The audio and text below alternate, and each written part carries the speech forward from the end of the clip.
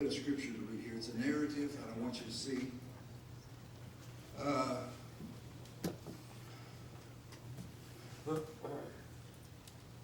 Acts chapter 14, verse 8 through 20. See? In Lystra there sat a man who was lame. He'd been that way from birth. He never walked. He had never walked. He listened to Paul as he was speaking. Paul looked directly at him, saw that he had faith to be healed, and called out, "Stand on your feet." And the man jumped up and began to walk. When the crowd saw that Paul had done what Paul had done, they shouted in their language, "The gods have come down to us in human form." Now this is a narrative, so don't fall out, because I don't believe this is King James. It's just a narrative. It's a story. Barnabas they called Zeus, and Paul they called Hermes, because he was the chief speaker. And I want to just say something right here, because y'all know I talk a lot about hermeneutics, and I teach hermeneutics. Well, that's where we get the word hermeneutics from Greek, and it's a Greek word, and it comes from Hermes. The god Hermes, and he was the orator, the speaker, and that's what they thought Paul was, that he was Hermes, hermeneutics, because he was the chief speaker. The priest of Zeus, whose temple was just outside the city, brought bulls and wreaths to the city gates because he and the crowd wanted to offer sacrifices to them, Paul and Barnabas. But when the apostles Barnabas and Paul heard of this, they tore their clothes and rushed out into the crowd shouting, "Friends, why are you doing this? We too are only human like you.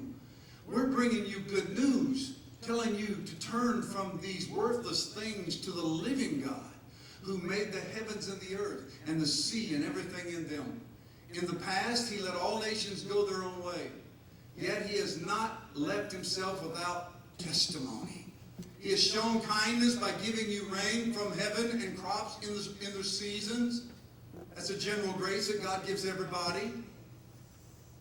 It's not a special grace that we get when we're saved, but that's a general grace. "And he provides you with plenty of food and fills your hearts with joy." Even with these words, they had difficulty keeping the crowd from sacrificing to them. Then some of the Jews came from Antioch and Iconium and won the crowd over. Here comes the fake news, guys. Hello. Just pulling something out of the contemporary here. And it said they came and they won the crowd over. They're gods. But now, look, they stoned Paul and dragged him outside the city, thinking he was dead. But after the disciples had gathered around him, he got up and went back into the city. You may see.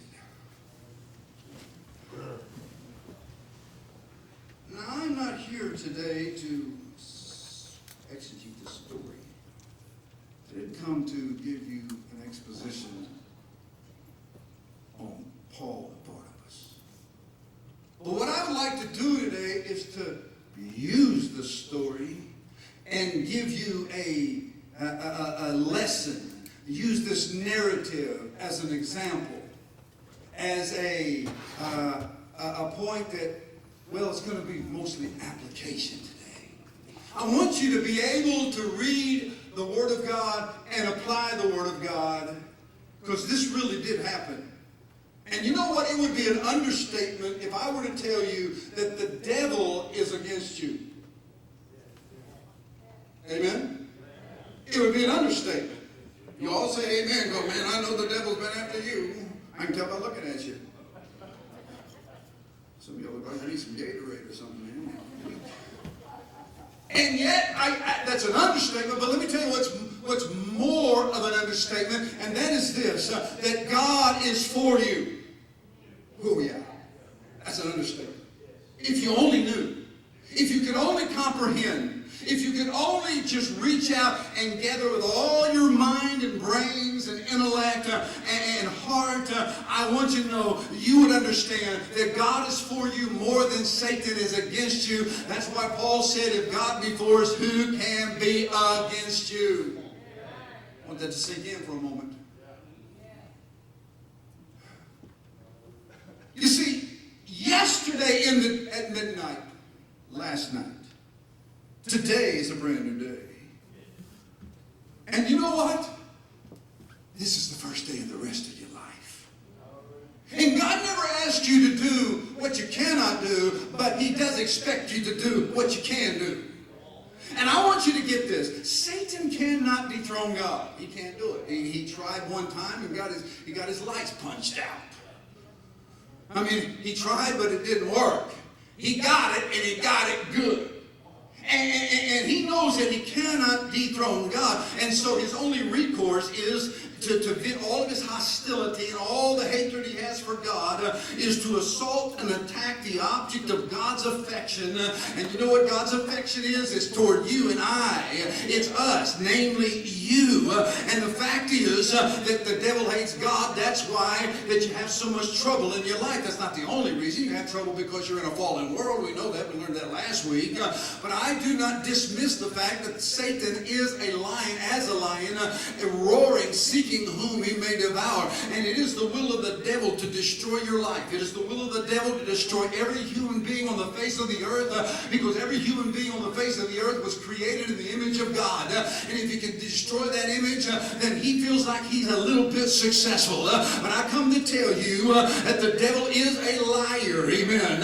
And God is for you more than the devil is against you. And this is not just about pulling yourself up by your bootstraps, okay? Well, I'm just gonna do the best I can. I'm just gonna clench my teeth. I'm gonna clench my fist and clench my teeth, and I'm gonna do the very best that I can. Can I tell you, your best will always fall short. Your best will never get there.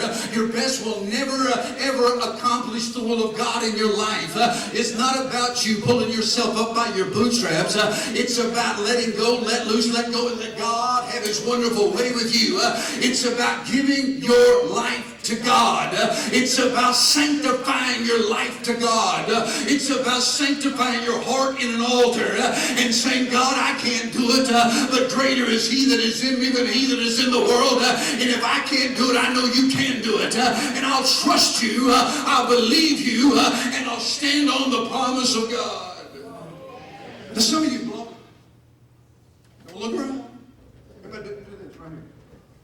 Come on, everybody. Don't sit there. I'm going to get you involved with you. Right there. Put the blinders on. Don't look over at anybody.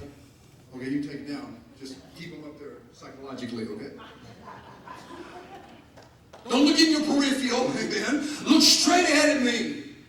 And know, I'm preaching at you. So I said, well, I preach right at me. So I preach at you everyone. I'm preaching to everyone. And as a matter of fact, I'm even preaching to myself. Okay. Some of you have blown. I've blown it a few times. Oh, yeah, I have. Let me tell you about it. You kidding me? I wouldn't tell you. You'd spread it from here to Dallas. But you know, you don't have to know if I've blown it. I know I've blown it. You know you've blown it at times. We've all blown it. I mean, some have blown it with your kids.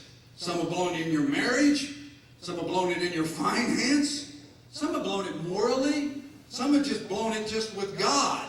But what are you going to do? What are you going to do? Are you just going to sit down and die? Just lay down and die?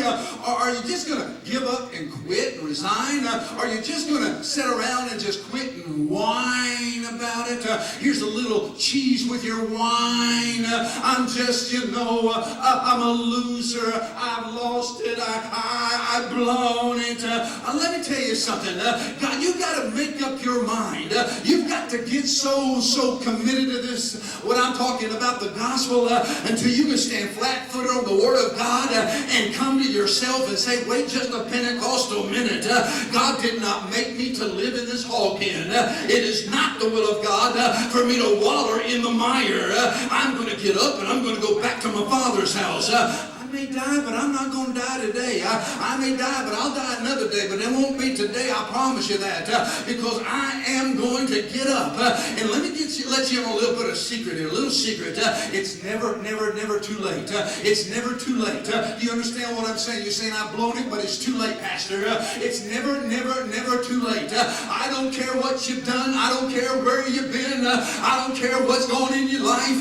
There is a living God in heaven. And if you get yourself up on your feet by the power and the grace of the Holy Spirit, I want you to know, if you make up your mind, this is not all God has for me. I'm going back to the Father's house. I got news for you. He's in the Father's house. I said he's in the Father's house. There's love in the Father's house. There's commitment in the Father's house. There's peace in the Father's house. There's joy in the Father's house. There's music in the Father's house. There's love in the Father's house. But you've got to get up and say, I'm going back to the Father's house, because in my Father's house is the presence of my Father. Amen. Oh, thank God. I'm telling you, the truth is, the devil wants to mess you up. Amen. 2 frogs fell into a can of cream, or so I heard it told. The sides of the can were shiny and steep, the cream was deep and cold. Oh, what's the use, croaked number 1, 'tis fate no helps around. Goodbye, my friends, goodbye, sad world. Weeping still he drowned. But number 2 of sterner stuff, he dog paddled in surprise, the while he wiped his creamy face and dried his creamy eyes. He said, or at least I heard he said, what would it... and dried his creamy eyes. I'll swim a while, at least he said, or at least I heard he said. It really wouldn't help the world if one more frog were dead. An hour or 2 he kicked and swam, not once he stopped to mutter. But he kicked and he kicked and he swam and he swam. And then he jumped up via butter.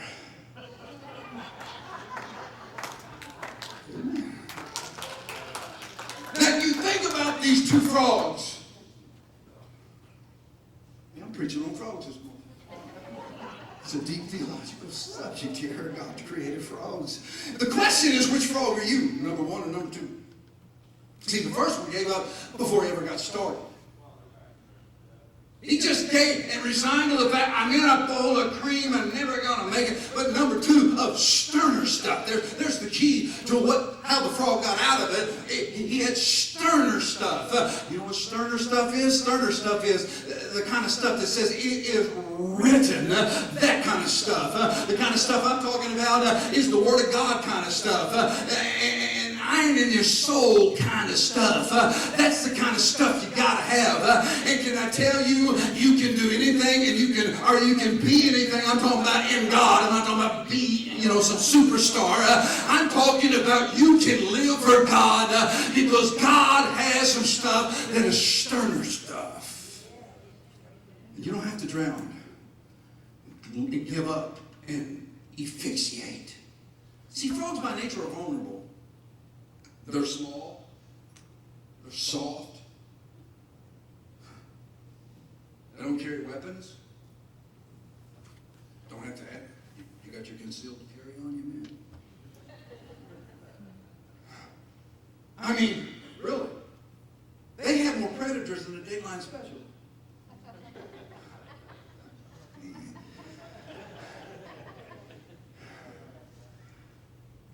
I mean, really, everything eats them. The snakes eat them. The fish eat them. The turtles eat them. The hawks eat them. Some of you rednecks eat them. I'm never going to eat no frog, I promise you that. But see, they have no defense. They're vulnerable. So what's a poor little frog supposed to do? Jesus said, I'm sending you into the world as sheep among wolves. Let me put that in our vernacular. Let's just, with the theme of this sermon here. I'm sending you as a frog in the midst of crocodiles. See? That which can devour you will devour you if you allow it to devour you. So what you need to do is understand when you get into this spiritual warfare, because that's what it is.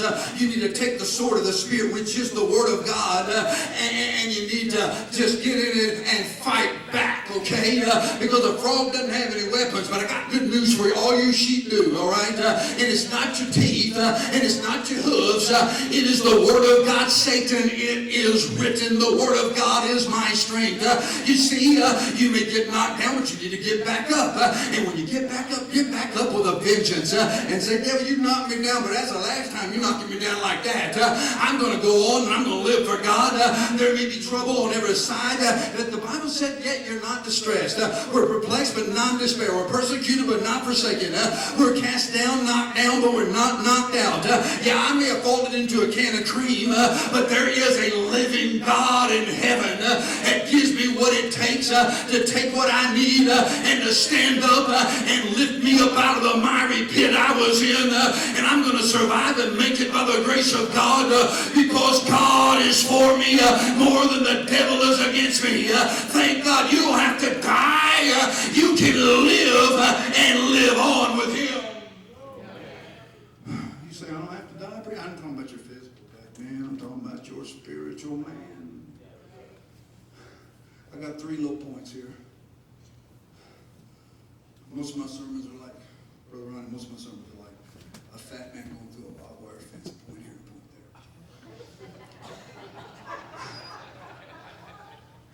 point there. But I'm gonna give you points. You want points? I'm gonna give you 3 parts to this biblical narrative. Number 1, the lame recipient. It's in this narrative.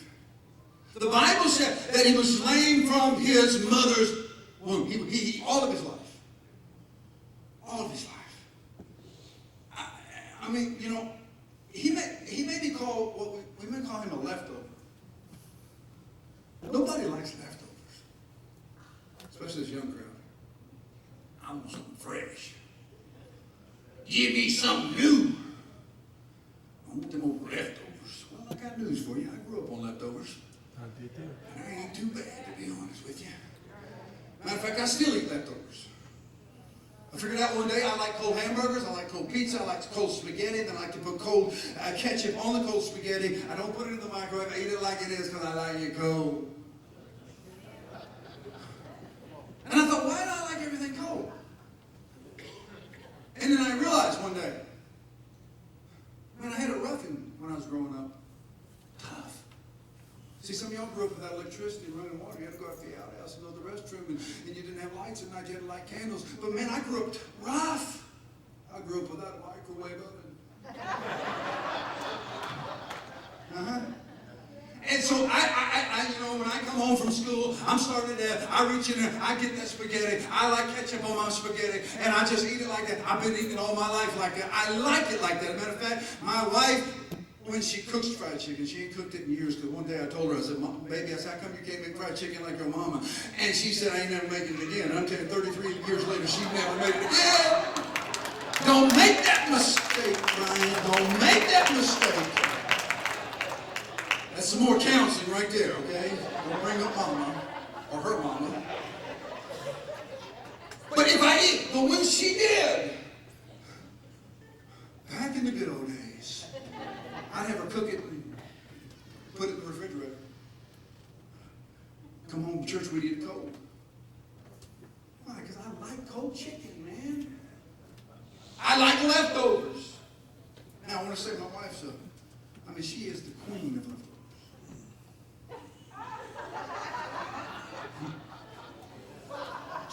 She can take leftovers. She can slice them and dice them, cut it up, and do all kinds of sorts of things with it. And when she puts it in front of us, it looks different. It tastes a little different, and we don't even know it's something she's already done. She takes leftover hamburger patties, and she put them in this little glass dish that she's got, and then she pours some cream of mushroom gravy all over it, and she puts some other things in it, and then, man, when she presents it to us as a family, we look at it and we say, man, this is a new meal, and little do we know that, it's just leftovers. She knows how to make leftovers good, and I want to tell you, your life may feel like a leftover because you messed up, or you feel like, the best is behind me, Pastor. No, it's not. No, it's not. This is a brand new day, and God's got great things for you. And you know what, God? If you'll give God your leftovers, you know what He does? He'll slice it and dice it. He'll cut it up, and then He'll pour some Holy Ghost sauce over the top of it, and He'll put it in the fire, in the oven, and when it comes out, it'll be like it's brand new, all right? He can change your life. He can change your walk. He did it for this man. This guy was lame, and God had the power to raise him back up. There said a man who was lame from birth. Let me ask you something. Are you lame this morning?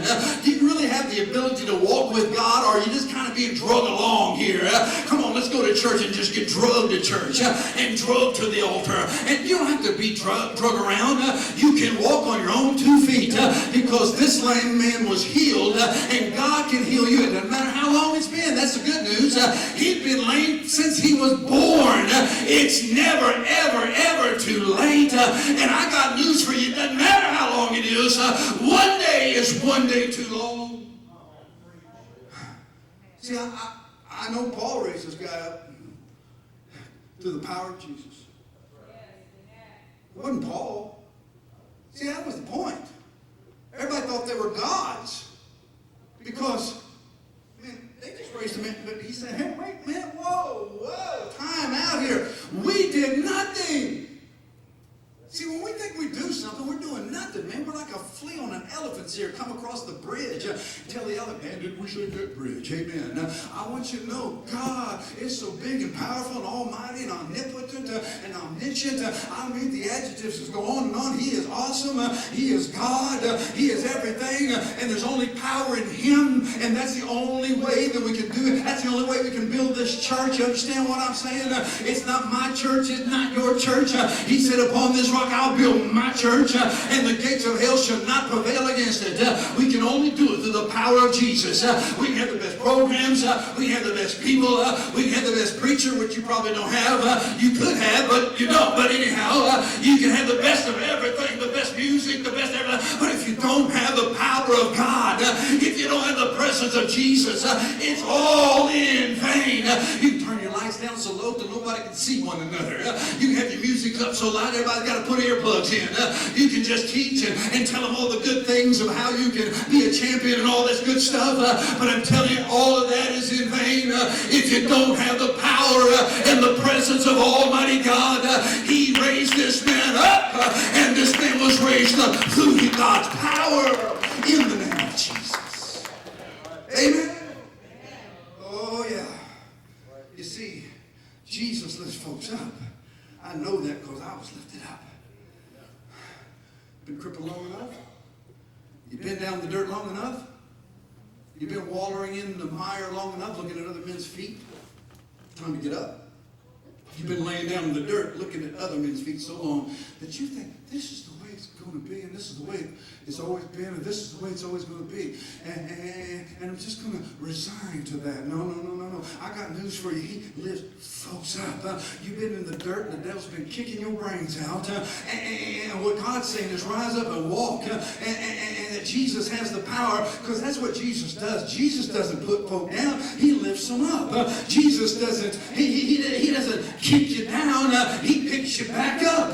Everybody in that Bible, brother, everybody came in contact with, except them religious scribes and Pharisees. I'm talking about the people in need, the people that needed God, the people that needed a miracle, the people that needed the presence of supernatural power. Jesus was in the business of raising folk up. Still is. I'll get to that in a minute.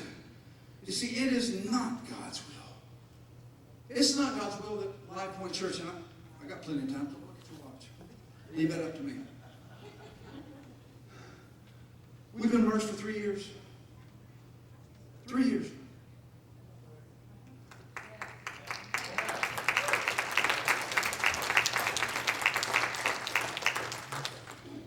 glad, some sad. Some stay, some leave. That doesn't deter me. It doesn't shake my faith. We've been coasting. Oh, now give us something. Amen. We've been coasting. I'm saying we. I'm not preaching to you right now. I'm preaching to all of us. All of us. We've been coasting. And we've settled. We've settled. We're kind of like this lame man right here.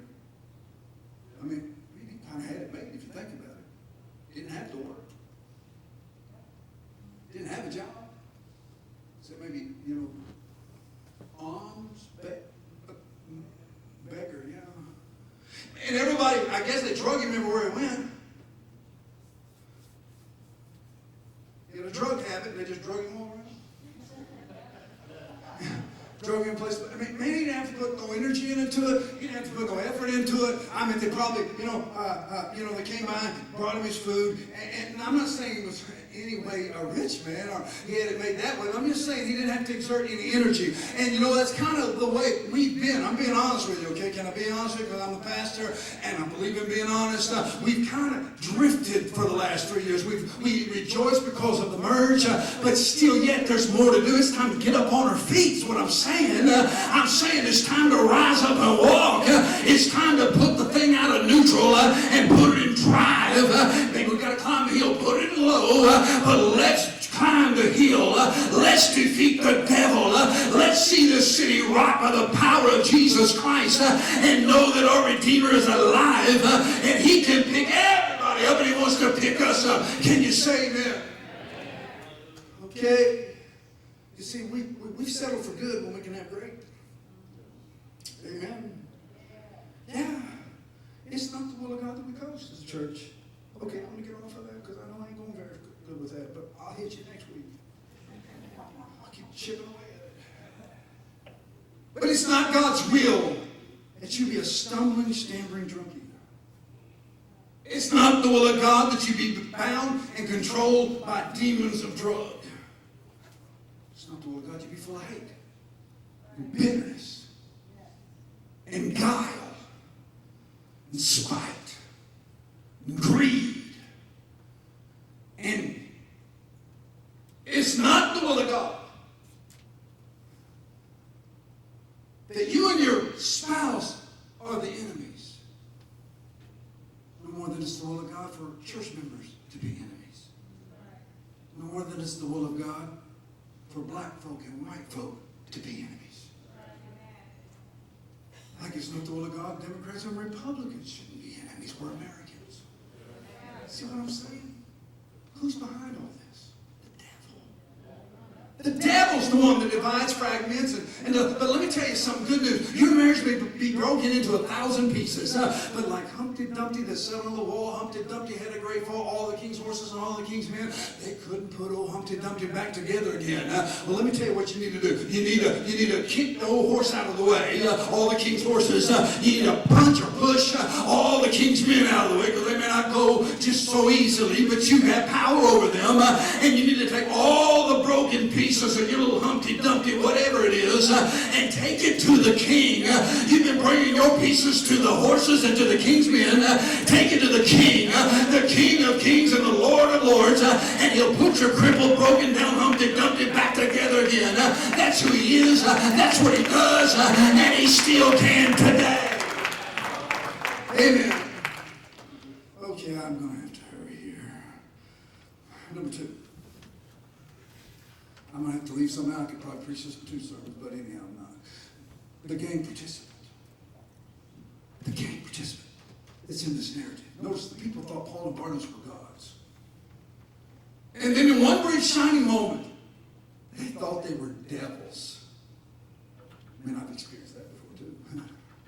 Yeah, the greatest preacher in the world. In one breath, and then the next time, I hate you. You can relax, it's not y'all. Y'all are here. You're saying.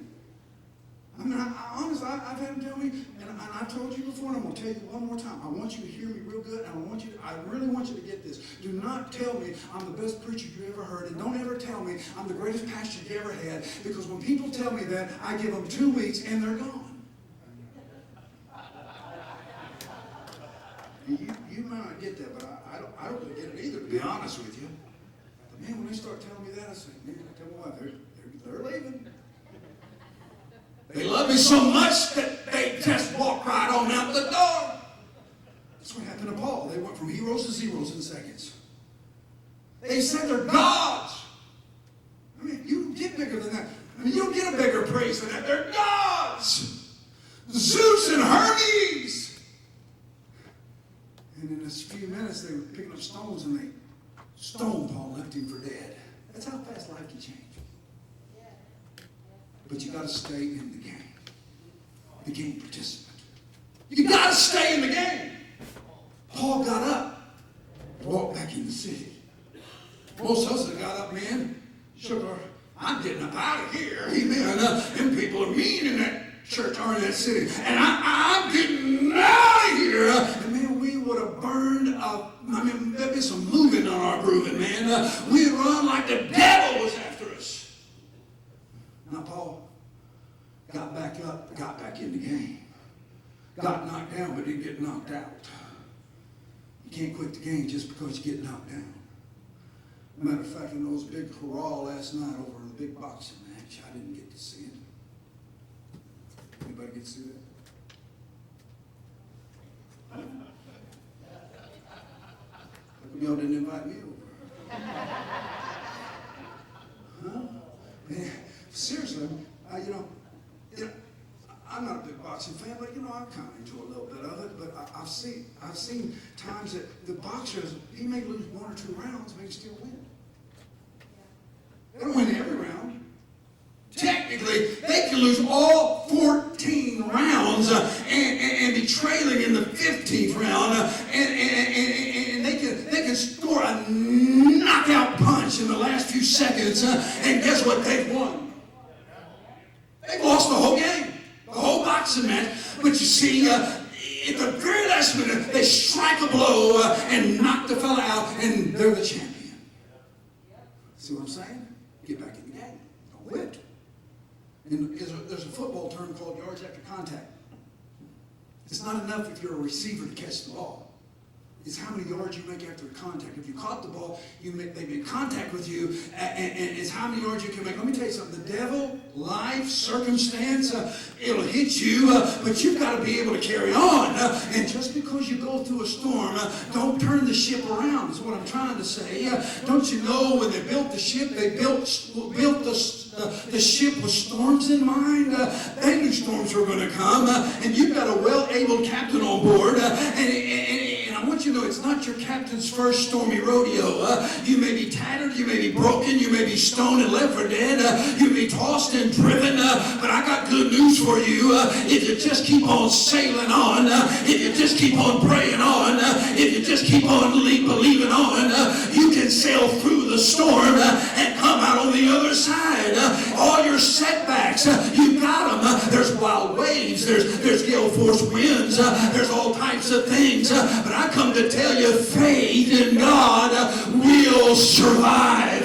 How did Paul get back up? Because he had faith in a living God, and that God touched him when he was down at his lowest point. They stoned Paul and left him for dead, but he got back up.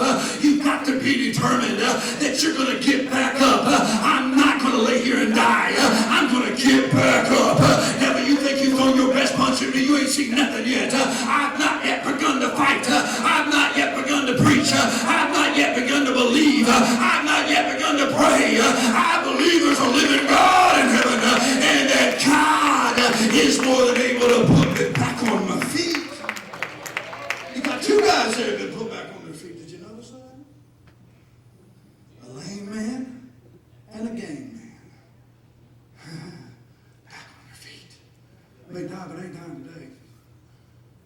Die another day I might, but I'm not dead, not today. I went to a convention put on by the ATF, and you know what that is. Okay. 2 years after the Waco debacle, and the captain, Bill Buford, was there. He was the one who was over the operation there in Waco, Texas. And, well, they told us stuff that we didn't get on the news. And there was one gentleman there with him. Bill Buford said, before Waco, I was not a Christian. He said, but after that, I turned my heart to God. I turned my heart to God. He said, I did 3 tours in Vietnam, and he said, and nothing compared to that firefight that we had with the Branch Davidians. And he said, this is my friend. And you could see that he had PTSD. He was still going through it. It's only been 2 years. And he just really didn't want to look up, but he did speak a little bit. He was still struggling. Because he'd been shot. And what he told us that day, with what little he did tell us, I'm talking about the other gentleman. I can't remember his name. He got shot. He was laying between 2 buildings. And he was bleeding to death. The Branch Davidians had shot him and looked like maybe mortally wounded him. But he said this, and I'll never, ever forget it. He said, as I laid there in the mud, he says, something happened. And I said to myself, I may die. He said, but I am not dying today. I am not. And he said this, and he said, and I am not dying in this mud. And I thought if people of God could get a hold of that right there, I may die, yeah, but I ain't dying today, and I ain't dying in this mess I'm in. Amen. I want to show the devil a thing or two, and I'm going to get back up on my feet. And they rescued him, got him out of there. And I tell you, help's on your way for you too. God's coming, all right? Just hang in there. He's going to raise you up just like he did Paul. But you got to hang tough, and you got to know when it's over to get back in the game. Amen? This is old sot drunk man, and he hated because his wife went to church. Man, every time she'd go to church, it'd make him madder than a hornet. One night he was drunk. Wife's getting ready. She's getting her Bible. She got her dress on. She's getting all prepared. And she picked up her Bible. She's about to walk out the door, and he stepped behind her and said, hey, baby. She turned back around. There he stood with a 38 in his hand. He looked at her and said, I'm going to tell you right now. She knew he was drunk. She knew when he got drunk, he did some crazy things. People do. Oh, yeah. And you say amen because you know. Oh, you people. Amen. I'm just kidding. But he said, you're not going to church tonight. She said, I'm going to church just like I go every time the church doors are open. He said, I'm telling you right now, you are not going to church. He said, because if you turn around and you walk out that door, I'm going to pull this trigger and I'm going to kill you tonight. What are you going to do about that? She said, I'll tell you what. If you pull that trigger, I'm going to die. But if you don't pull that trigger, I'm going to church. And she turned around and went to church. Amen. Sometimes you just got to call the devil's bluff. Somebody say amen.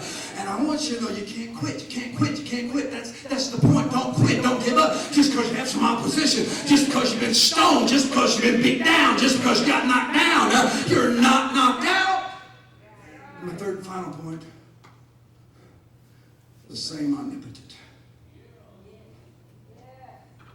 I worked it hard to get all these to rhyme, so appreciate it, please. The same omnipotent. God's the same. Hasn't changed. Hasn't changed. You see, it's super, super simple right here, and that is Jesus has all power. Still does. Paul said, wait, whoa. Hey, listen, you think we're God's word, not God? We're just men like just like you are. We're no different than you guys, okay? I mean, don't call us gods. We don't deserve that, man. We're just sinners saved by grace, and you need the grace of God. But now that I've got your attention, Paul said, let me tell you a little something. He is the creator of everything. In the beginning, God created the heavens and earth, and began to preach to them about the creation of God. That's how you always deal with unbelievers and pagan societies. You deal with the creation, because that is the mystery. How did it all start? And whoever started it is going to stop it. Amen. And if you know that God is the God that created everything, that's when I begin to preach to them. And I want you to know He preached to them in the name of Jesus. Not in the name of the Assemblies of God, not in the name of the Catholic or the Methodist or the Episcopalians, not in the name of the Southern Baptists. Those are names we put over the door. I want you to know He said, in the name of Jesus. In the name of Jesus. And that's the name. That's that hell-shaking name. The hell-shaker from Calvary is Jesus Christ. He never, ever, ever lost His power. And He still has power today. That's why there's always hope. Always hope. Can I tell you another story? Are y'all with me? I know some of you heard this before, but you know what? It fits right here. I just think somebody needs to hear this right here. Huh? Plus, I'm getting old. It doesn't matter if I tell my story twice.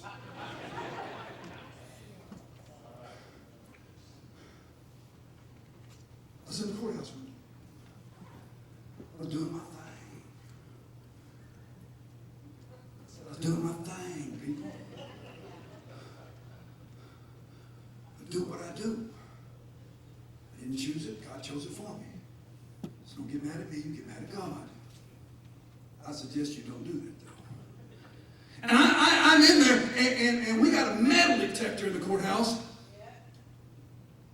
You've been through it, I see. Many times.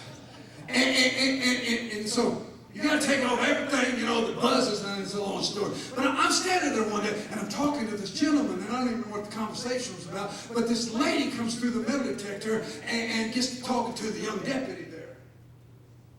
And he asked this question because she had a tattoo of a pentagram on her chest. And he said, what's that mean? What's that tattoo all about? And she said, that's a pentagram. That's a symbol of the devil. He said, do what? He said, that's a symbol of the devil. He said, we worship the devil. He said, Guy? I said, excuse me, just a minute. Yeah, can I help you, brother? He said, I think this is your department.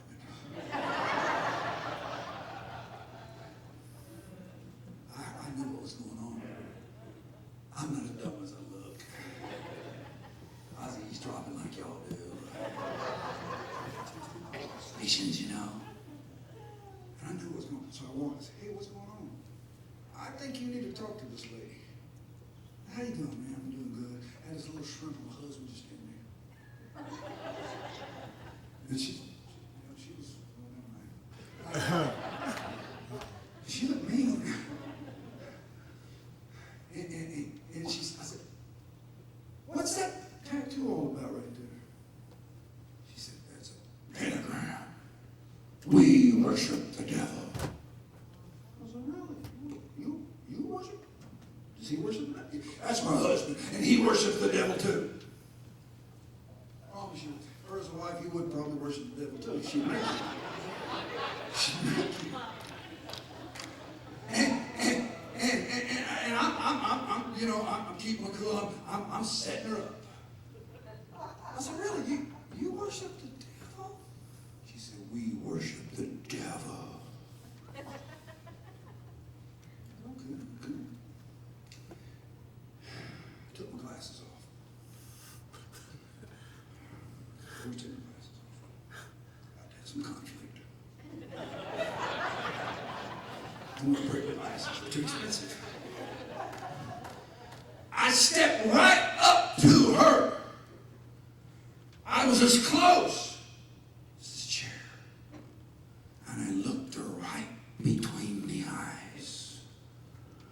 And I said, you mean to tell me you worship the devil? She said, yeah, we worship the devil. The Holy Ghost was standing up in me, and the devil was sitting down in her. And I said, well, I got one thing to tell you, ma'am. And she said, said, what's that? I'm standing this close to her. I said, I got bad news. She said, what are you talking about?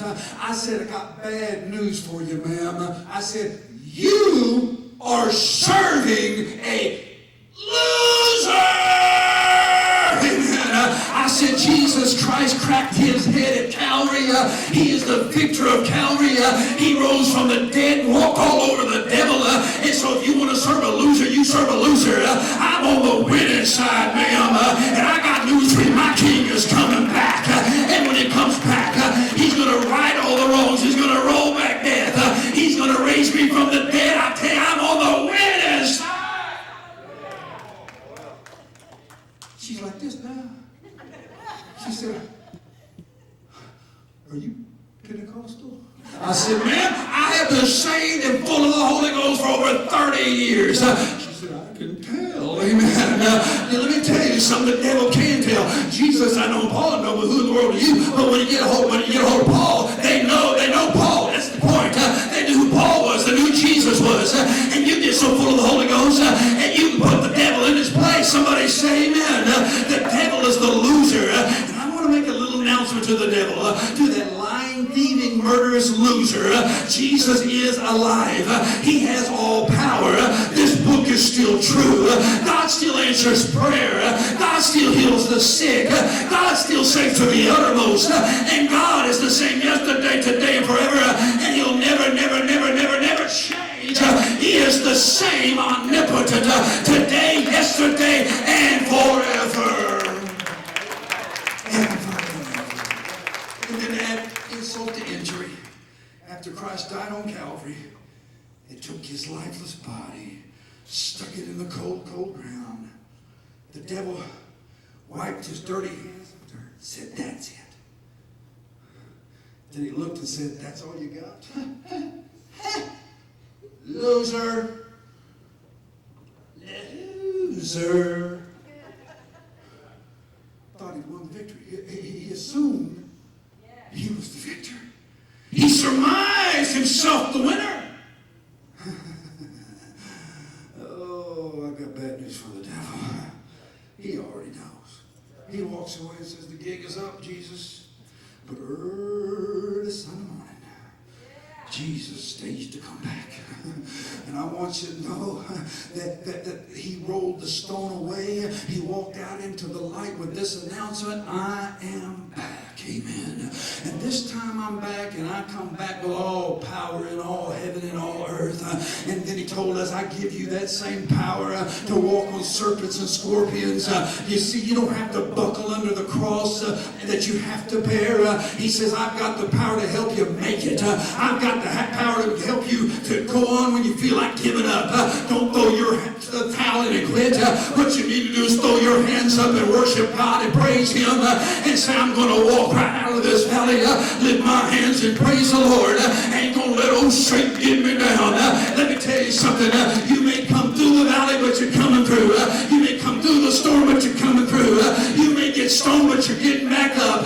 Why? Because I surrender to the Lord, and he has all power, and he is inside of me. Somebody say, come back to the instruments, please. Oh, yeah. Don't take that down yet. Same omnipotent. He's the same. Wants to put you back on your feet. Christ is everything. He's an endless resource.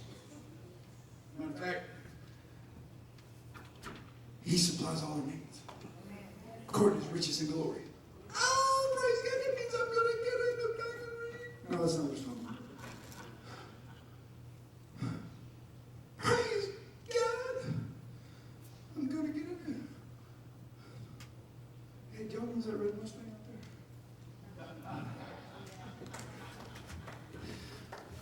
Brother, you got a new Mustang. He says he went to buy a Lexus, came back with a Mustang. There's a guy that uses his head.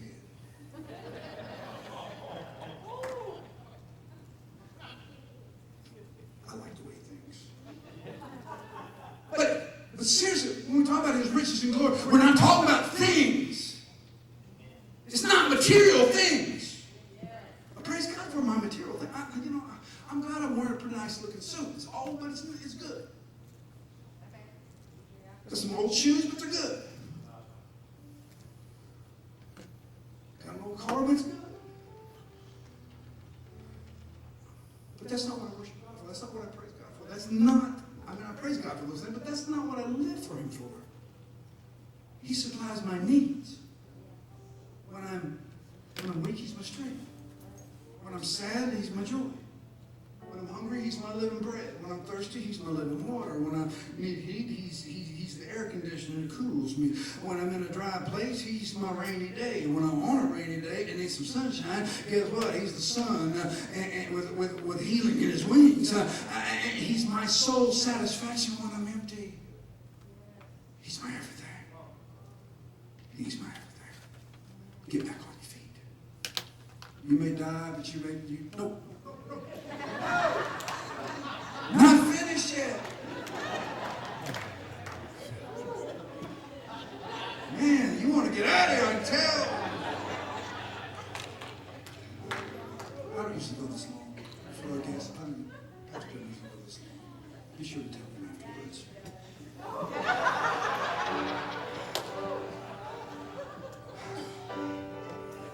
See, I like movies. I know they used to say, watch a movie, you're not saved. Well, I am. And I like movies. I don't like bad movies. I don't like to use God's name in vain and all those other bad words. I like to watch the TV version of most movies. And again, speaking of boxing, I like the Rocky movies. Grew up watching Rocky. And I like that, I think it's Rocky 5. When he's training this young fighter named Tommy Gunn. It's his protege.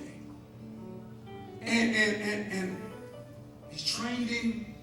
He's preparing him.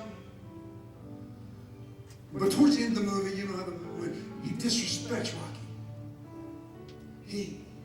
He challenges him, his teacher. So they take you to the streets. And Tommy Gunn is too young. He's too fast. He's too big. He's too strong. And after a rough and tumble fight, he literally beat the lights out of Rocky. All of Rocky's family's watching. All the friends in the neighborhood are watching. They even got the news camera there. And they've got it worldwide. Everybody's watching Tommy Gunn just take Rocky apart. Destroying him. Right there in plain sight. Tommy Gunn hits him in the chin. Down goes Rocky. And he's laying there in a pool of defeat. He's almost unconscious. But all of a sudden, he begins to get visions. He begins to see Rocky 1, Rocky 2, and 3, and 4. He sees Apollo Creed fighting him, and he sees Clubber Lang, and he sees the big Russian. And all of a sudden, he sees his old trainer, Mickey. See, Mickey is dead at this time. And it seems like that Rocky's down for the count. He's beaten, he's bruised, and he's broken. And this man that was dead, his old trainer Mickey says, "Get up, Rocky! Get up!" I mean, they're walking away. They're thinking it's over. But there's old Mickey. "Get up, you bum!" He said, "I didn't hear no bell. One more round, Rocky. One more round, Rocky." And all of a sudden, Rocky down, beaten, bruised, and battered. All of a sudden there comes something down from deep inside him, and he got up. And as Tommy Gunn's walking away, he's kind of staggered, and he looks over and says, "Hey, you Tommy! You Tommy!" Tommy turns around. He said, "I didn't hear no bell. One more round. One more round." And you know what? He tried to get the Rocky, but the trainer said, "No. He took his coat off. He walked over there, and I want you to know the fight was on, my friend. One more round. He proceeded to wipe Tommy Gunn on the streets of that city, and I want you to know that when it was all said and done, Tommy Gunn was knocked out, and Rocky was still the champion. Amen. And I want you all, because of a dead man, came back to tell him this. If you remember, he said, "Rocky, there's one more round." Then he finally says this, "Rocky, Mickey loves you." Amen. And I want you to know, when you're down, that one that was dead will come. He's alive, church. He's alive. And what's he saying to you? You may die, but don't die today. You got one more in you, okay? Get up, and you get up, you bum. Amen. Get up, you bum. You got one more. I ain't hear no bell yet. I didn't hear that final bell yet. There's still hope. There's still more time. You may be down, but you're not out, because Jesus loves you. Get back up. That's what Samson said when he was at the end of his life. He said, "Lord and God in heaven, just give me power one more time." And that's what I'm praying for you, that there comes something down deep inside of you that said, "I may die, but I'm not dying today." All you bums, get up and know that Jesus loves you, and it's time to get up, and it's time to die another day. You ain't dying today. Thank God, because He's alive. He's alive. He's alive, and He loves you. Father, right now in Jesus' name, I pray, God, that you'll take